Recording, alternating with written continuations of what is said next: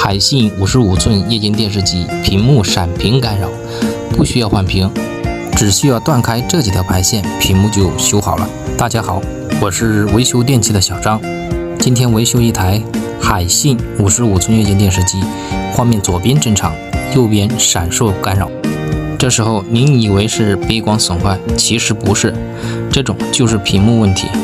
像这种情况不需要急着花几千换屏幕，看完以下视频轻松修好。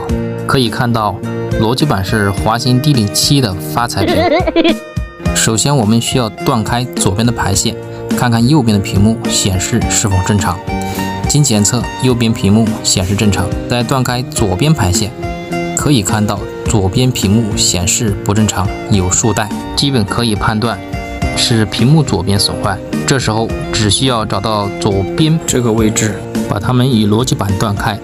断开以后，咱们再开机测试一下，可以看到画面非常完美，液晶电视屏幕闪屏问题就这样修好了。都看到这里了，帮忙点个赞呗。